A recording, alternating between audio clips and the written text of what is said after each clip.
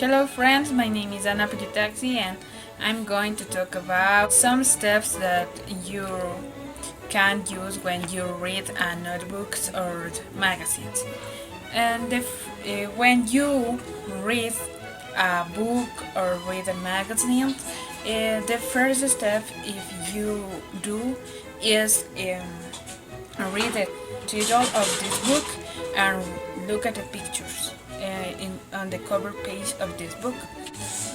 Also, you answer yourself, do you know anything about this author, or what is the topic about this book is. And finally, when you finish this step in the finish of this book, there is a short summary that you can read to understand in the better way the content of this book that you read. You read the book and be careful, don't stop when you find a new word, because it is a distraction and you don't understand what is the theme about this book is talking. And when you finish this book, you write and you underline the new words, and you write these new words in a vocabulary notebook. And this is the next step, and you write the new word and you write the pronunciation, write the definition, and write one sentence that where you use this new word. The second step is the skimming. Skimming is putting on emphasis on highlights, pictures, and the paragraphs. The benefits of skimming is the primes the memory and making it easier that you remember what is the information when you read for the second time the book. And also another benefit is helping you know what is the important content in the paragraph. And another benefit is creates an overall scenes that you can remember in certain particulars. And another important point is be meaningful. In other words, is read quickly with a good comprehension. It requires concentration. For that, when you read, you find a good place where you read. For example, a library or a place with a good light, and minimize the external noises and interruptions. And another important point is write a summary. And if you write a summary, it is important because you write few sentences that you understand, and what is the topic about this book, and you can tell, or you can talk with partners about the content of the book. And another important point is the practice time runs. Practice time runs is that you can't use the time when you read.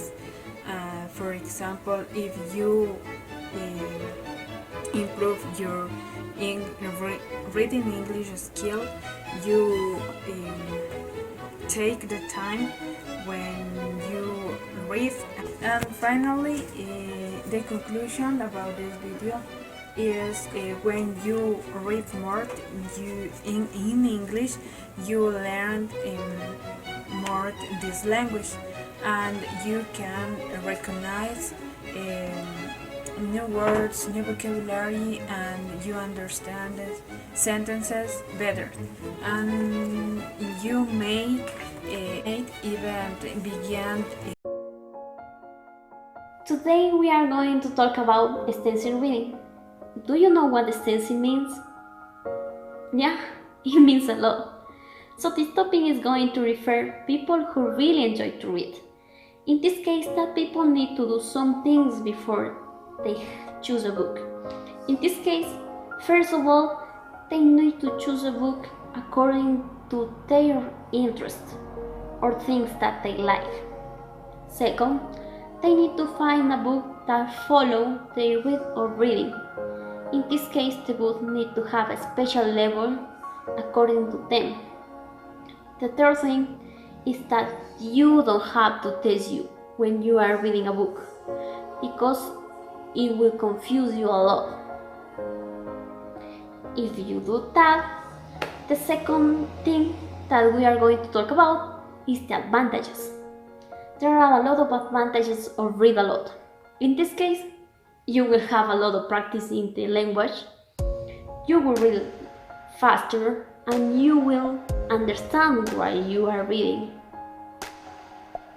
The third thing is that you will learn new words, you will write better, you will know more about cultural backgrounds, you will improve your English, and you will think in English. That's awesome for you. In this case, in the reading there will be a lot of new words, and it is important to follow some steps. There are four. The first is ignore the word, because the word maybe doesn't be a relevant thing for the reading. The second thing is that you look at the context of the word, because maybe you will understand better the word. The third thing is you have to analyze the word. In this case, there are two ways to analyze a word. First, part of speech. That means it's a noun, it's a verb, it's an adjective, it's an adverb, and it will help you to understand what the word means. In this case, the second way is affixation. In this case, affixation means to search what the prefix is or what the suffix is. And the fourth thing that you have to do after all of three steps is to look in the dictionary.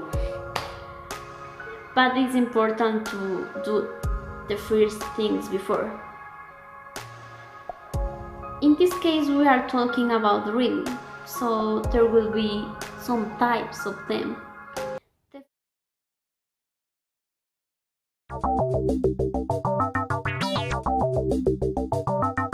Fiction is pretend, a make-believe creation.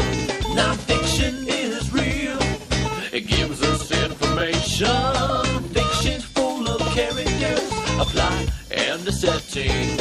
In non-fiction, it's real life knowledge that you're getting. A book with talking dogs, that's fiction. A book about the life cycle of frogs. So you will decide what book is important for you.